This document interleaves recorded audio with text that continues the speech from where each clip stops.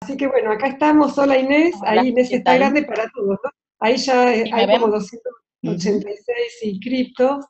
Bueno, yo soy Marcela Charny, dirijo la Asociación Civil Chicos.net y en el marco del lanzamiento de una diplomatura que estamos haciendo con la Universidad Abierta de Villa María, la Universidad de la Universidad Nacional de Villa María, es que lanzamos esta primer conferencia online para contarles de un poco los temas que va a tratar esta diplomatura, que es acerca de la cultura digital y la educación.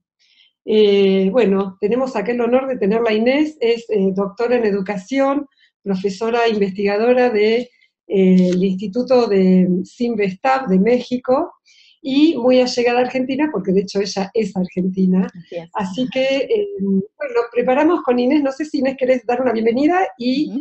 les voy a contar a todos la modalidad que vamos a hacer, que va a ser la primer media hora de preguntas que tenemos pensadas con Inés, que yo le voy a ir haciendo y ella se va a tomar unos 10 minutos para contestar, y después unos 15 minutos más o menos aproximadamente para que ustedes puedan, los participantes puedan ir enviando, mientras nosotros conversamos, mientras Inés habla, las preguntas las vamos a sintetizar y se las vamos a hacer llegar.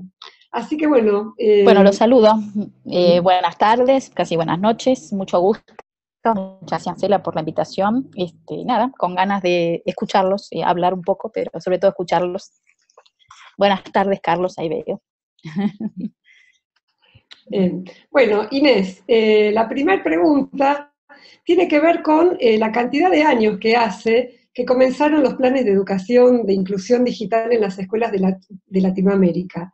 Y entonces queríamos tu percepción de cuáles fueron los logros, de qué cambios reales se pudieron ver hasta ahora, y si esos cambios son generales de los sistemas educativos o son solamente experiencias acotadas de ciertas instituciones. Mira, yo Eso, por primero creo que la situación cambió mucho en 20 años y cambió dentro de las escuelas y sobre todo afuera, ¿no? Entonces, más allá de que tengamos en este momento más computadoras en las escuelas, tengamos más netbooks, tengamos sobre todo muchos celulares, creo que el cambio de los celulares implicó una expansión enorme de lo digital y es una tecnología que muchos dicen, bueno, llegó para quedarse, cambiarán los aparatos, ¿no? Pero hay una tendencia a la cuestión de lo portable, del posicionamiento satelital, ¿no? De la instantaneidad de la comunicación que está instalada, ¿no? Entonces yo creo que esto de, bueno, cuánto avanzaron en relación a las expectativas, seguramente avanzaron menos de lo que se pensaba, pero me parece que tenemos una situación muy distinta a la de hace 20 años, ¿no? En parte por decisión y en parte por imposición, digámoslo así, ¿no? Y entre esas cosas, no sé, yo estaba hoy revisando notas de investigaciones de aquí, de Argentina, de Chile, ¿no? De distintos lados. En realidad también, aunque no haya dispositivos digitales en el aula, mi hipótesis es que sí están cambiando las cosas. Porque, pongo un ejemplo, ¿no? Antes, bueno, hoy investigar es igual a buscar y buscar en Google, casi diría, ¿no? Hay pocas otras experiencias de búsqueda, ¿no?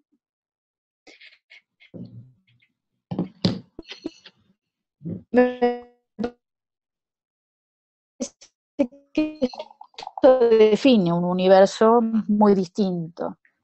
No sé, pongo un ejemplo de una tesis que García, es que en la enseñanza de la música, las letras, hay un cambio fuerte respecto a los usos que tenemos, a con quiénes dialogamos, ¿no?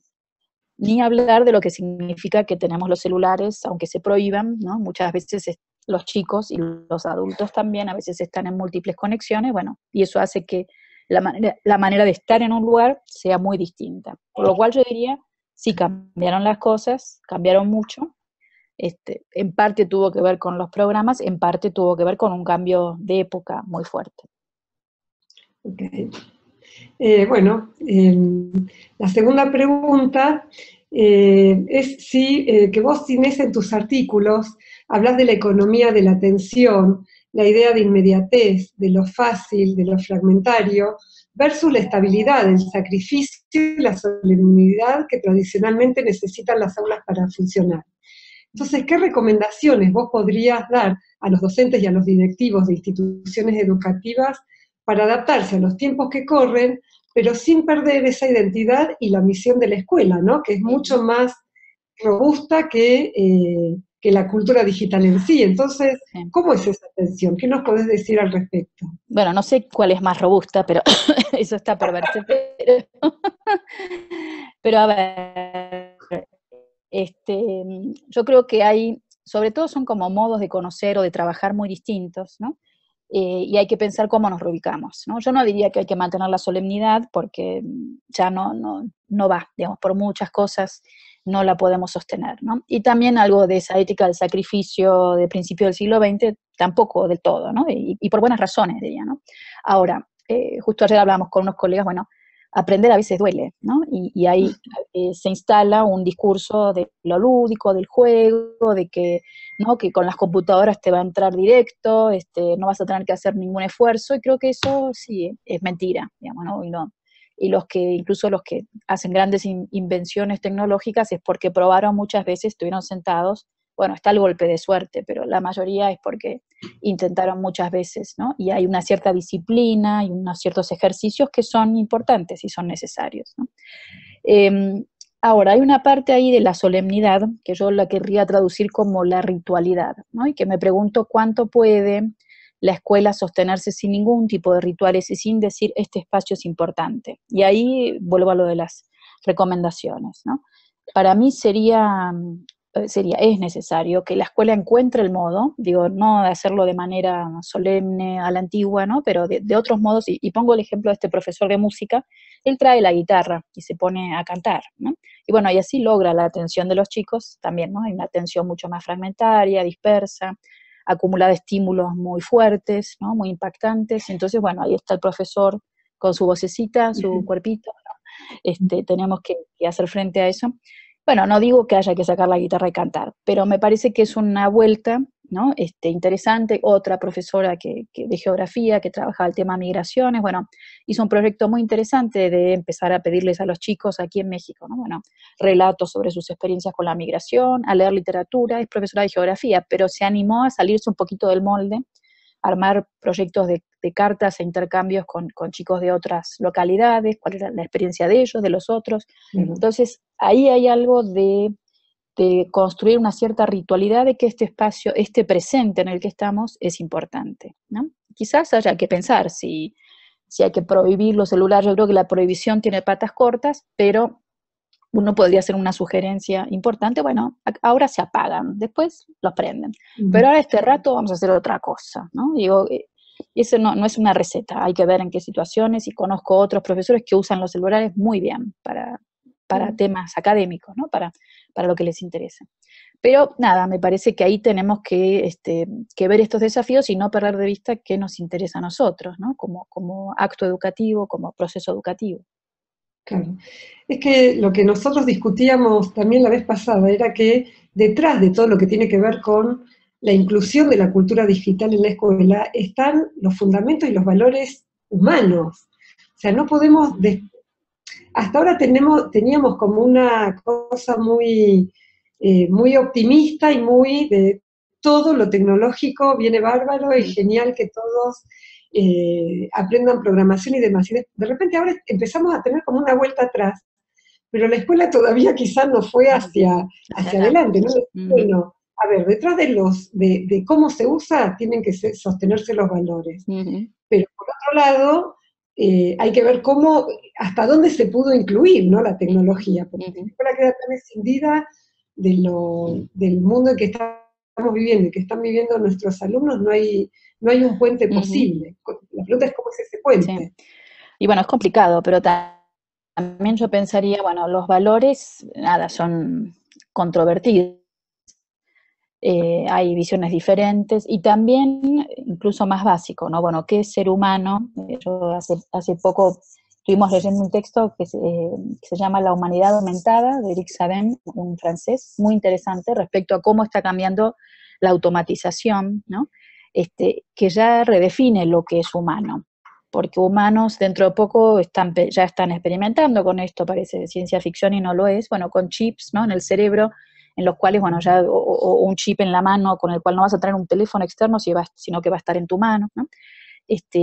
Bueno, y el CEO de Google, vi hace un tiempito una charla TED que decía, bueno, él quiere ser más inteligente de lo que es, y entonces decía, bueno, ¿qué pasa si tengo un chip que me conecta inmediatamente con todas las computadoras del mundo? Entonces me hacen una pregunta que no sé, y yo inmediatamente la tengo ahí, ¿no? Yo decía, bueno, ¿por qué uno querrá ser esa persona? No sé.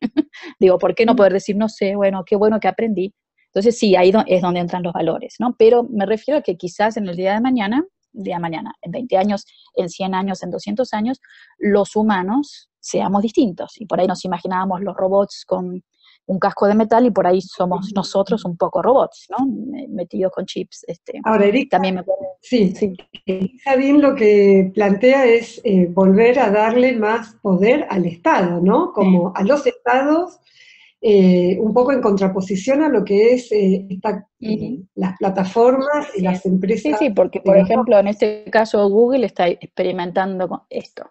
Y yo digo, bueno, ¿y quién le discute a Google, no? Porque tiene la plata y lo hacen, pero bueno, queremos hacer eso, ¿no? Como humanos, como especie humana, ¿para dónde vamos? Los estados sabemos que tienen sus problemas, pero dentro de todo son espacios públicos, sometidos a una votación, sometidos a un debate, y estas empresas son incontrolables, ¿no? Y son en este momento más grandes que los estados, digámoslo. Entonces, para mí sí la cuestión ahí de la formación ciudadana digital, y ahí me parece que es una tarea de la escuela. Google no va a formar ciudadanos críticos porque no le importa y no le conviene. Bueno, las escuelas me parece que sí tenemos que pensarnos de otra manera en relación a esta ciudadanía digital. Sí, quizá ahí el tema es cómo seducen estas empresas, porque por otro lado Google tiene las plataformas y lo que ofrece para lo que son los sistemas educativos es muy potente Es y es muy fantástico. válido también. Entonces uno dice, lo leemos a Eric Sadini y decimos, bueno, vamos a salir de todas las redes y de todos los buscadores. Y no podemos. No se puede. Entonces, ¿qué hace la escuela con eso? Que decimos, bueno, no, o cómo somos críticos, pero después vamos a seguir usando Google Maps, porque son herramientas educativas en donde todavía ni aprendimos a sacarle el jugo y ya tenemos que pensar en tener cuidado. Sí, así es. Pero bueno, creo que hay que hacer las dos cosas al mismo tiempo, ¿no? Y también, digamos, pedirle a nuestros gobiernos que tengan otras leyes, que nos protejan más, que protejan a la especie humana con otros plazos, ¿no? Y no tanto el negocio inmediato, sino preguntarnos para dónde vamos, ¿no? Claro, claro. Eso. Bueno, paso a la próxima pregunta, quedan dos y después abrimos un poquito a las preguntas de los participantes, que creo que hay como 400. Inés, a ver, en relación justamente hay otra autora que escribe, parecido a Eric Sadin, o sea, críticos de toda lo que es la sociedad conectada, y José Van Dyck, esta mujer, plantea que donde toda la sociedad está conectada, está sujeta a parámetros de popularidad, en donde entregamos nuestros datos a cambio de poder fluir socialmente en un mundo online. Entonces, ¿cómo debería ubicarse la escuela en este mundo en donde todo tiene que ver con la popularidad, con las redes sociales, con ser cada vez más activo y tener más contactos? ¿Qué batallas deberíamos dar y cuáles no en esto de vuelta, ¿no? De la escuela en tensión con este mundo tan superfluo y también tan exigente en cuanto a lo que son las relaciones y en cuanto a lo que es mostrarse? Bueno, por de pronto yo creo que la escuela podría enseñar algo de cómo funcionan estos algoritmos de la popularidad. Para eso probablemente tenga que enseñar algo de computación, que estos buscadores, por ejemplo, sean menos opacos. Digámoslo, el algoritmo de Google no lo conoce nadie, más que ellos, ¿no? No es un bien público, pero hay estudios, ¿no? Gente que lo analiza, que tiene algunas pautas de cómo, y una que aparece, bueno, es muy importante, y a eso se refiere la popularidad, que una página sea muy visitada. Entonces, básicamente lo que aparece primero en nuestra búsqueda son las páginas más visitadas, es decir, las más populares, ¿no? Y uno puede decir desde la escuela, desde la ciencia, bueno, lo más popular no es necesariamente lo verdadero, ni es lo bueno, ¿no? Entonces, para mí sería importante que educáramos a nuestros alumnos conscientes de esa diferencia. Bueno, cuando entras a Google, lo que está premiando, lo que está colocando en primer lugar, es lo más popular, lo más visitado. Ahora, quizás ahí hay que hacer el ejercicio de buscar, ¿no? Bueno, qué es lo más popular y no necesariamente lo verdadero, plantearles conflictos a los chicos, ¿no? Decir, bueno, a ver, ¿con qué te quedás, no? ¿Cómo se hace esto? ¿A quién le crees y por qué? ¿No? Y poner más, evidenciar más esta lógica, ¿no? De la misma manera con Facebook o con otras, con Twitter, ¿no? Que todos se basan en Instagram, todos se basan en esa misma algoritmo de que lo que importa es ser popular, ¿no? Y me parece, bueno, que volvemos a la discusión de los valores, de los principios, de qué nos organiza. Bueno, qué sé yo, también queremos que la gente sea buena gente, también queremos que haya criterio de justicia, que haya otros ideas de belleza, ¿no? Los más dominantes, conscientemente. Quizás es un trabajo más a contracorriente de algunas cosas que vienen instaladas, ¿no? Claro, acá en realidad la última pregunta tiene que ver un poco con lo que estás diciendo, que es qué otros contenidos, porque algunos son estos que estás diciendo, necesitaríamos para trabajar lo que es la educación crítica de estos nuevos medios de comunicación. O sea, los docentes o los profesionales que venimos, que ya tenemos varios años en el campo educativo, sabemos que existió algo que tenía que ver con la educación crítica de medios de comunicación, en donde interpelábamos a los medios, ¿no? Ahora hay una vuelta para entender, bueno, un poco lo que estábamos hablando hasta ahora, pero ¿qué otros contenidos debería tener una educación crítica de lo que son las tecnologías de la información y la comunicación? Y digo crítica en un buen sentido, porque también tendríamos que pensar la educación crítica e inteligente, ¿no? La apropiación inteligente de los medios. Nosotros, bueno, de hecho esta plataforma y bueno, nuestra organización, Aula Abierta, que es la organización que promueve estos cursos online dentro de la Universidad de Villa María, de Córdoba, de Argentina, somos muy pro tecnología. La tecnología nos puede servir. Esto es un ejemplo. Pero bueno, ¿cuáles serían los contenidos que tendríamos que tener para un uso inteligente, pero crítico, y en donde esté supeditado a los sujetos y no al revés? Mira, yo, a ver, marcaría algunas cosas, ¿no? Por un lado, hay un trabajo que hacer en general, quizás son contenidos transversales o es un espacio curricular que tiene que ver con conocimiento de los medios. De hecho, este espacio curricular existe en algunos países, en Inglaterra, por ejemplo, y me parece interesante esto que enseñemos, bueno, qué son los medios, cuándo surgieron, cómo se crearon, sus intereses económicos, sus lenguajes, sus géneros, ¿no? Cómo funciona. Todo esto que decíamos, no sé, desde el algoritmo de la popularidad hasta, bueno, como la historia reciente y la historia más vieja, ¿no? Que, no sé, YouTube se basa en la televisión, no sé, la televisión en el cine en la fotografía, en el teatro, no sé, bueno. Entonces, ahí tenemos algo que yo creo que ayudaría mucho, que es como eso que aparece muy transparente o muy natural, empezar a desnaturalizarlo y a decir, bueno, esto tiene una historia, esto se hizo de esta manera, puede ir cambiando, también mostrar la historia para mí es decir, bueno, podrían ser distintas las cosas, ¿no? Por otro lado está la cuestión de enseñar algo de programación. Yo creo que esto es un poco inescapable en este momento, no como a veces se plantea, pero sí en el sentido de, bueno, es una forma cultural y es un lenguaje que tenemos que entender, ¿no? Cuando yo cliqueo, me acuerdo charlando con adolescentes que les preguntaba, ¿qué hacen cuando entran a internet? Y ellos me decían, bueno, vemos videos graciosos. Y yo decía, ¿cómo buscas videos graciosos?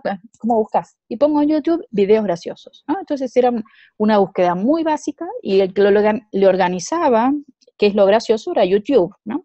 Y yo pensaba, bueno, si estos chicos entendieran un poco más cómo ellos están poniendo eso y qué es lo que les devuelve el programa, ¿no? La plataforma, qué es lo que eso les permite y les limita para ver, sería muy bueno, ¿no? Entonces creo que ese tipo de trabajo es bien importante.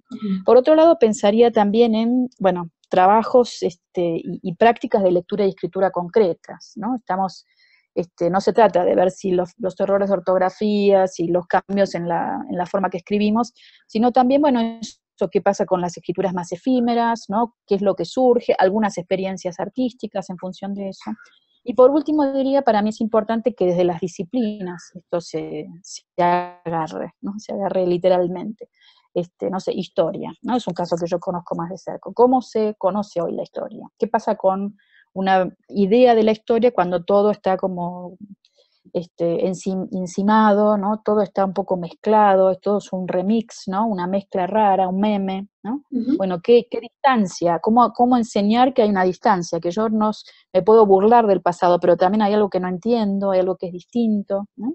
Claro. No da lo mismo, no sé, en algunas observaciones de clase que hicimos, profesores de historia usaban películas de ficción Ujú. como si fueran fuentes de la época. Y decís, no, bueno, no es una fuente, es una recreación que está contando una historia ahora, Claro, ¿no? claro. Entonces, este tipo de cuestiones para mí sería muy importante que las trabajáramos más, ¿no? Ok. Sí, vos decías de programación, hay un lema que es aprender a programar para que no te programen. Claro. Nosotros lo trabajamos en lo que es alfabetización digital. Todo esto que estamos hablando hasta ahora tiene que ver más con ciudadanía digital, que es los derechos y los deberes de los niños, niñas y adolescentes en entornos tecnológicos. Pero la segunda pata de todo lo que es la cultura digital es la alfabetización digital. Y hay este lema, que no es solamente programar, pero está buena la frase porque no queremos que sean todos programadores, pero entender un poquito más Exacto. de cómo es el lenguaje computacional nos puede servir para también decidir que sí, que no, y esto mismo de entender un poquito más de los algoritmos y de cómo nos es dada cada una de las plataformas que pensamos que son gratis y que Ujú, no son, y ujú, cómo nos es dado un dispositivo exacto. y cómo podemos aprovechar de un modo más inteligente ese Ujú, dispositivo. sí. Agrego una cosita, cuando Sí. decíamos lo del lenguaje de programación, yo creo que también hay que aprender el lenguaje de las imágenes, ¿no? Porque es Ujú. casi lo que más se usa hoy, me parece que es esto mismo, de entender que hay un lenguaje atrás, que cuando muestro una imagen estoy diciendo cosas, digo, Ujú. no es solo lenguaje la imagen, pero yo creo que sí es importante entender eso, cómo funciona una imagen, qué enseña, qué dice, ¿no? Claro, claro, claro. Dentro de todo lo que son los lenguajes que tenemos Claro, que aprender, que sí, tenemos que enseñar, también esos. de la imagen, y hoy en día la imagen tiene una Ujú, preponderancia increíble, ¿no? ujú. Eh, Inés, tengo un montón de preguntas. Bueno, De vuelta vuelvo a decir que esta es una experiencia, bueno, nosotros también nos estamos acostumbrando a inaugurando. este nuevo dispositivo, así que bueno, por eso ahora estamos un poquito más relajadas. Al principio yo estaba muy nerviosa porque no sabía cómo hacer para buscar la pregunta que habíamos pensado y preguntarle a Inés. Pero ahora, bueno, llegaron un montón de preguntas, nuestro equipo de comunicación las está unificando, así que bueno, espero que podamos responderle a todos. Bueno, a ver, Inés dice, podemos hablar de nuevas alfabetizaciones como una nueva ideología de la escolarización. ¿Qué pasa con la cultura digital en docentes que se niegan al uso de la tecnología? ¿Cómo trabajar con ellos? Mm.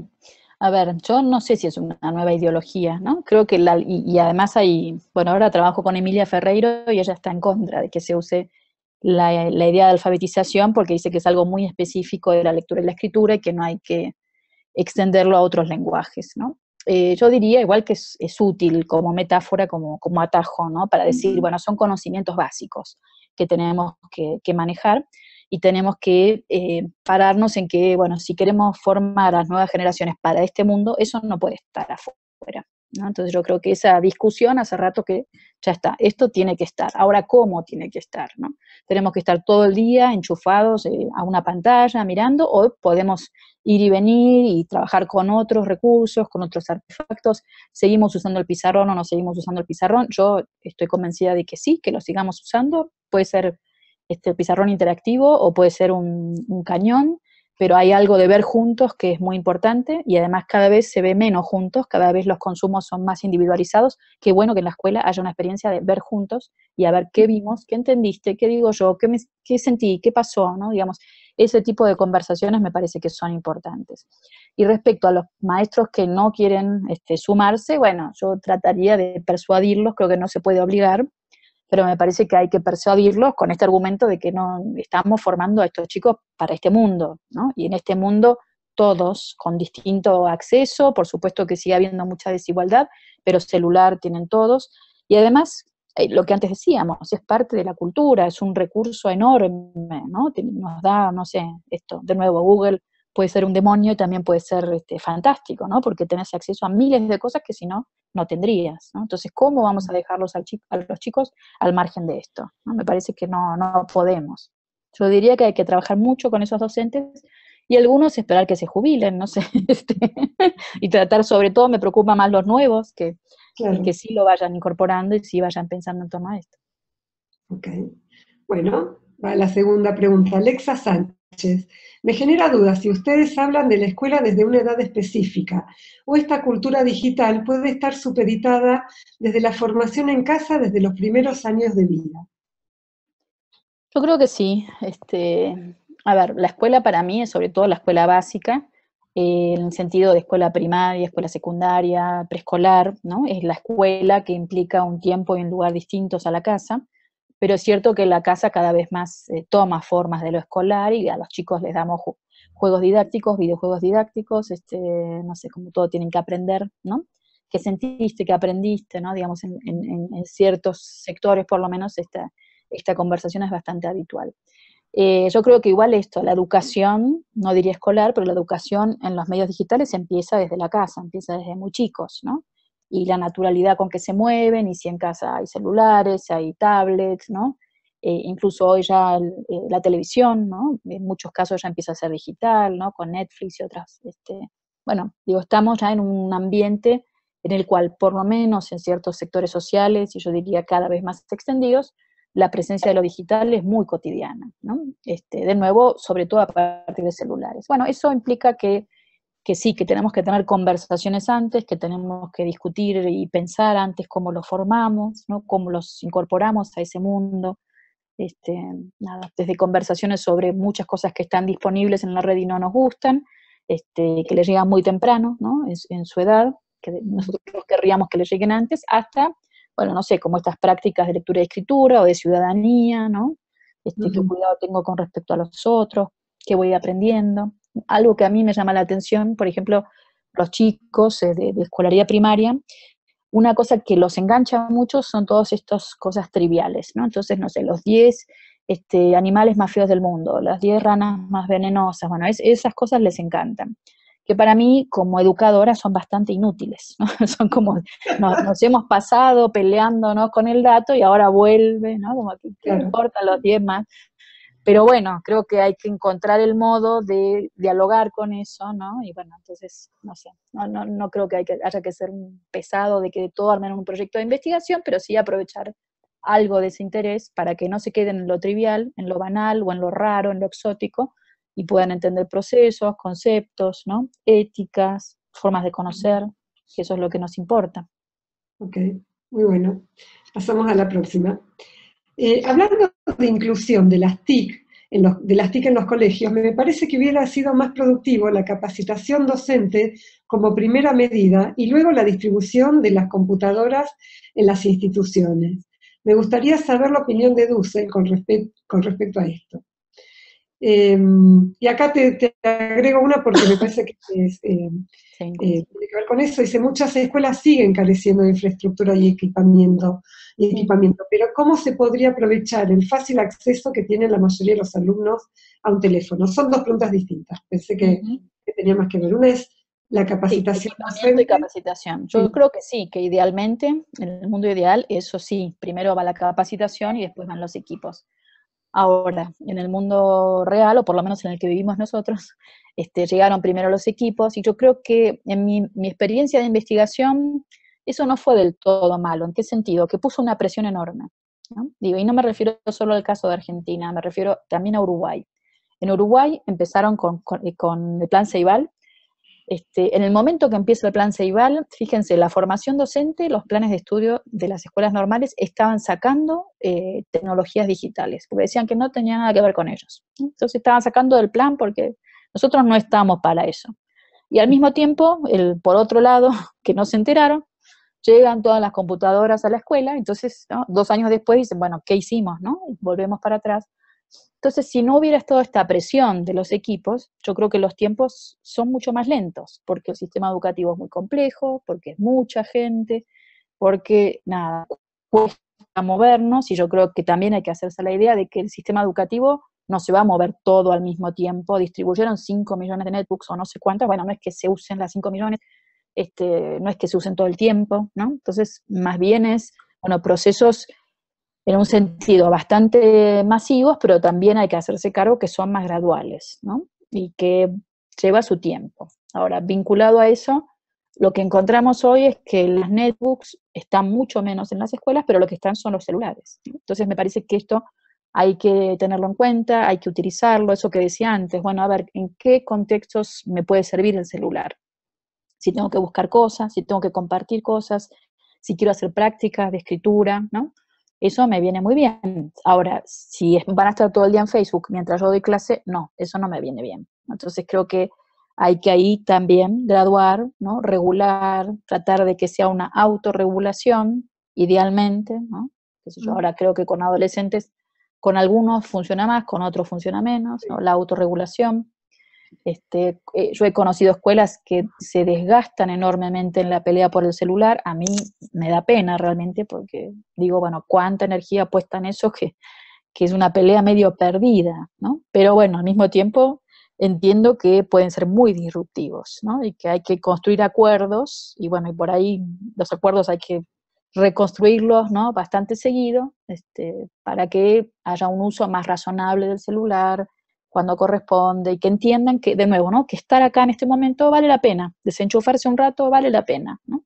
Y ojalá que este discurso sea consistente con el de la casa. Me parece que también hay que trabajar ahí con las familias, ¿no? Porque Acá me parece que tiene que ver, lo juntaría con algo que creo que pasó más desapercibido en las primeras preguntas, que vos hablas en algún momento del esfuerzo, ¿no? Que en la escuela no todo es ni divertido ni fácil. Y esta cultura de la dificultad, del pasar obstáculos que quizá en las redes y en los dispositivos no lo encontramos, es un poco la tensión y también, bueno, es por un lado lo que puede servir para que los chicos se fuguen y no tengan ganas de estar en estos ambientes, así y es. por otro lado deberíamos convocarlos con este tipo de dificultades. ¿Cómo hacemos con esto? Sí, yo creo que hay que insistir, pero lo primero es darse cuenta que ahí tenemos un problema o un tema del que ocuparnos, ¿no? Entonces, hay una idea muy linda que dice Van Dijk, ¿no? Esta José Van Dijk en la cultura de la conectividad. Ella dice, bueno, en Facebook se inventó el botón, el clic, ¿no? Me gusta, pero no se inventó el botón que diga difícil pero importante, ¿no? Entonces hay cosas que no sé si me gustan o no me gustan, pero las tengo que hacer y son importantes, ¿no? Y qué sé yo, bueno, no sé, mucha de la vida ciudadana, del trabajo, ¿no? Hay cosas que son difíciles, pero que son importantes si las hago, ¿no? Los chicos también, cuando están creciendo, tienen miles de desafíos creciendo que sí, que también son botones, ¿no? Difícil pero importante. Entonces, lo que dice Van Dijk, y yo estoy muy de acuerdo, es que este tipo de plataformas actuales de las redes sociales, lo que privilegian es una adhesión emocional muy inmediata, ¿no? Me gusta, o bueno, no me gusta, triste, carita triste, no sé, etcétera, los botones que va sumando Facebook, pero no da lugar a otro tipo de reacciones que para mí son las de la escuela muchas veces, ¿no? Que son reacciones o conexiones de, bueno, esto me cuesta un poco más, ¿no? Esto demanda esfuerzo, demanda cierto ejercicio, y el ejercicio por ahí es rutinario, y sí, pero si no hago la rutina no voy a aprender, ¿no? Entonces, también alertaría sobre que estamos formando generaciones de chicos que no tienen tolerancia a la frustración, ¿no? Que se arman muchos líos desde la casa y en la escuela, porque no, ante la dificultad me rindo, cambio de canal, me voy, no, pero quédate acá y tratá, porque si no tratás no va a salir, ¿no? Y esto va un poco a contracorriente de lo que viven en otros lados, que bueno, ante la dificultad apago, cambio, ¿no? De pantalla y se termina. Claro, claro. Entonces, ¿Esta es hay una que insistir, problemática yo diría. mundial o tiene Sí. más que ver con los problemas con los países latinoamericanos? Yo creo que es una problemática mundial, ¿no? Creo que hay lugares, la diferencia quizás es en el valor social que tienen ciertas cosas, ¿no? Como la forma de educarte, no sé, estuve hace un tiempo en Finlandia, y Finlandia, el milagro finlandés, etcétera, pero bueno, cuando vas a Finlandia ves, los chicos andan solos desde los 4 años en la ciudad, ¿no? Tienen un nivel de responsabilidad, de cuidado colectivo, ¿no? enorme. Digo, son ciudades, son claro. países mucho más pequeños, mucho más homogéneos, no sé, como que hay cosas que son muy, muy difíciles de comparar, ¿no? No es la educación. Claro, no es la educación, No es- es la familia, es la sociedad en su conjunto, ¿no? Entonces, no sé, se toman el transporte público, van en subte, y todos los cuidan, y los chicos saben cuidarse. Entonces, decís, claro, llega a los 10 años y este chico tiene una experiencia, digo, también en nuestros países hay chicos que tienen infancias que no son infancias, y acá en México y en Argentina también, los chicos que trabajan en la calle, que trabajan con sus familias, digo, nada, no idealizo, ¿no? Que lo que me parece es que está muy desconectado respecto a los procesos de aprendizaje en la escuela, ¿no? Entonces tenemos que pensar cómo traemos esas cuestiones, ¿no? Y cómo logramos que los chicos, bueno, nada, empiecen a ubicarse de otra manera, ¿no? Y no solamente porque me dijeron los padres o me peleo con los padres o con el maestro, sino la autorregulación, ¿no? que creo yo que es el camino más largo, pero más productivo en relación a las tecnologías. Bueno, sigo con las preguntas. Tenemos, perdón. ¿Cuál sería el perfil de un docente del futuro? ¿Qué debería saber? Y junto con otra, porque quizás sí se puede juntar esta, ¿cuál es su opinión sobre la gamificación? ¿Tienen los videojuegos un espacio real y duradero en la educación? A ver, en relación a lo primero, ¿qué es lo que debería saber un docente? No sé, primero debería saber enseñar y debería querer enseñar. Lo mismo de siempre.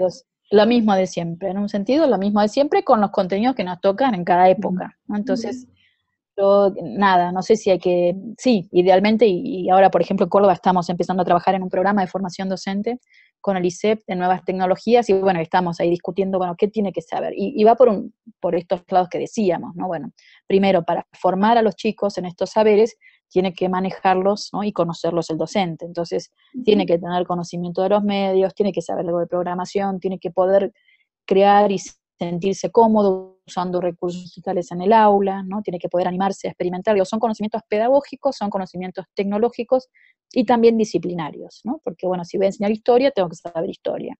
Entonces, nada, me parece que ahí es una conjunción que hay que ir logrando, que de nuevo no va a ser inmediato, pero me parece que hay experiencias buenas, hay gente que lo está haciendo, y de hecho yo creo que, por ejemplo, en Argentina hay buenas experiencias, ¿no?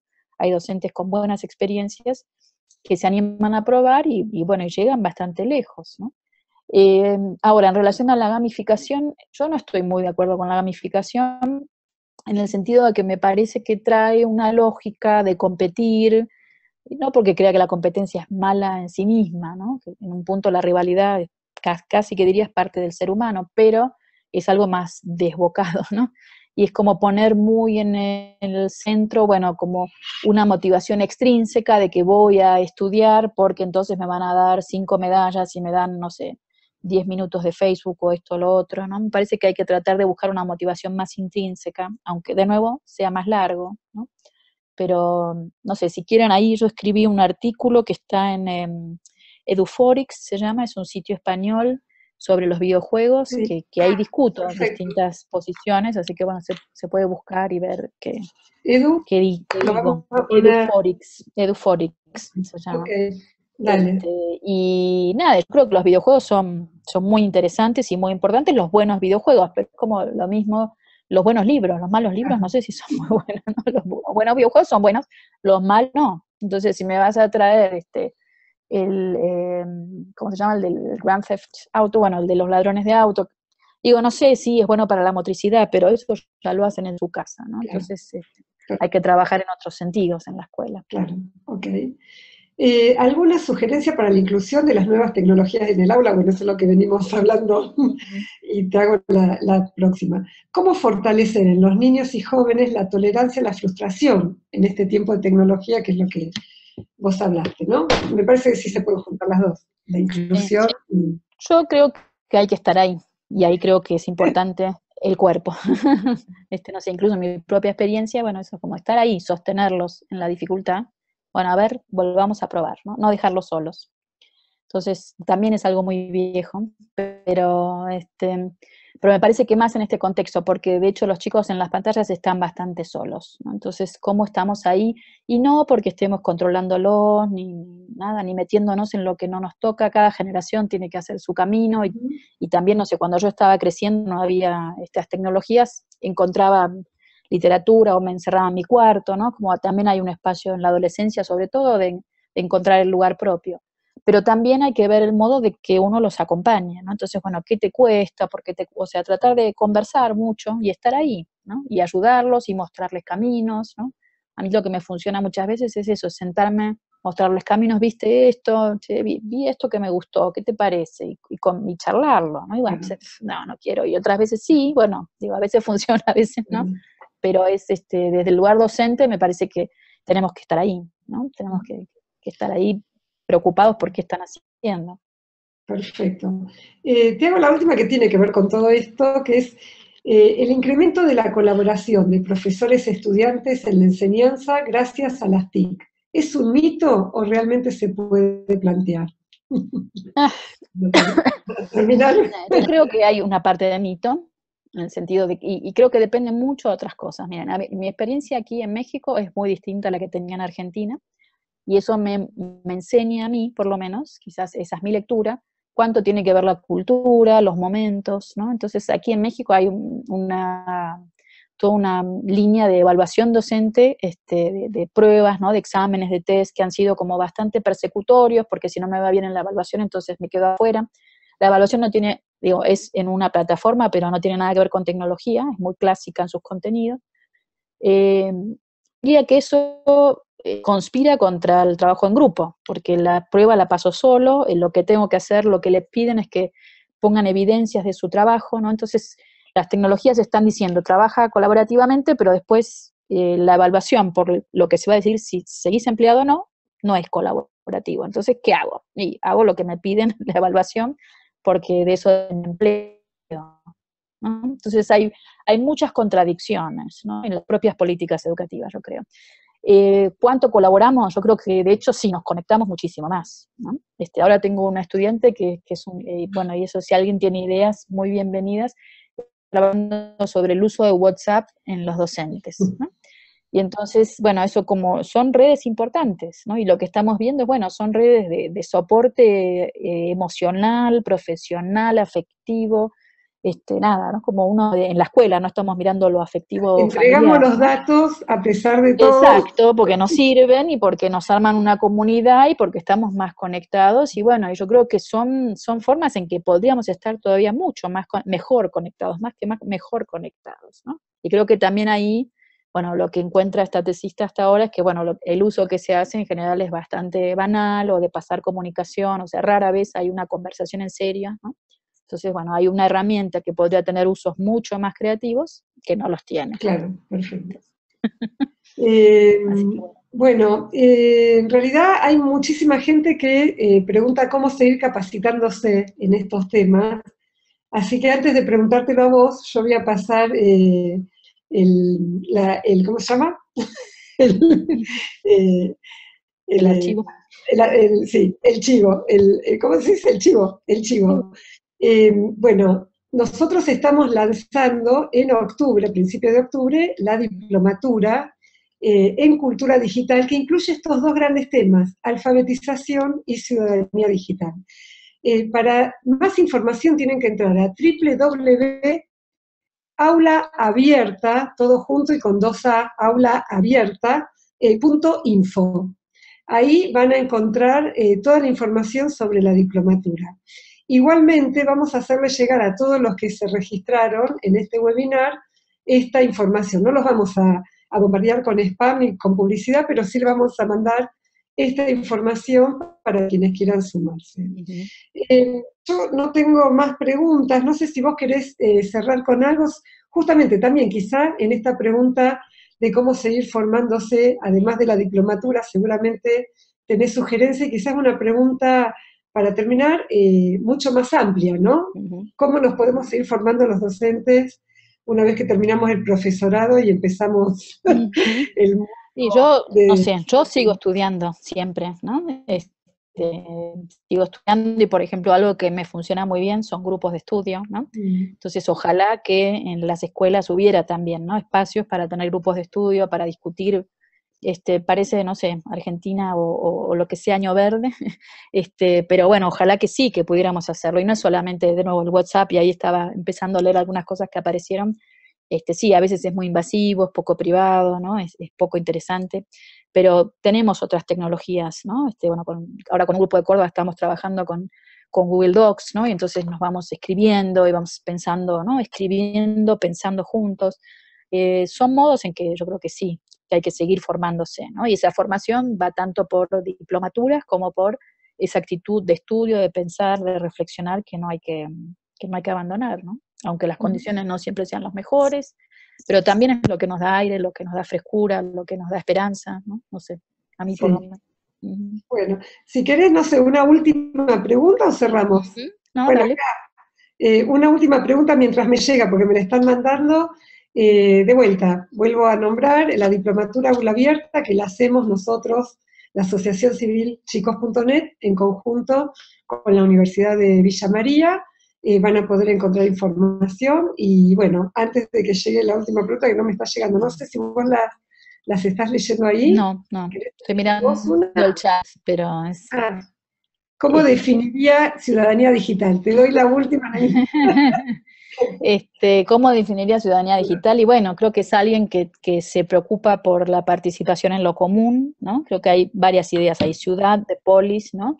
De algo común, de una política, no en el sentido partidario, sino en el sentido de cómo vivimos juntos, ¿no?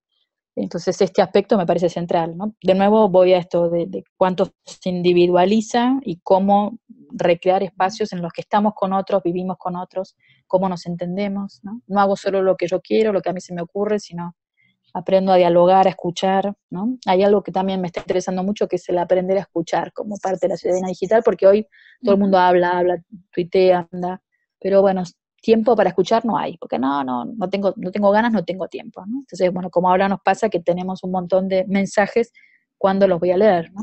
Bueno, hay que hacerse el tiempo, hay que aprender a escuchar, entonces, quizás también desde ahí graduar la tecnología, es parte de lo que tenemos que ir logrando, ¿no? Sí, buenísimo. Yo agrego, porque chicos.net tiene una definición fuerte de ciudadanía digital, que es los derechos y los deberes de todos los que interactuamos en el mundo digital. Porque el mundo digital es como un país en donde, por estar habitando este país virtual, es que tenemos derechos y deberes. Y entonces todo lo que tiene que ver con esos derechos, deberes y responsabilidades de todos los que interactuamos en este mundo online, que somos las personas, los individuos, los niños, niñas y adolescentes, por supuesto, los estados, las empresas, las instituciones, esos derechos y deberes de todos, ahí es donde se juega la ciudadanía digital. Tenemos que pensar y tenemos que pensar justamente la atención en cada uno de los derechos, de cada uno de los actores sociales y cada una de las responsabilidades de los demás. Así que, bueno, me parece que acá cierro.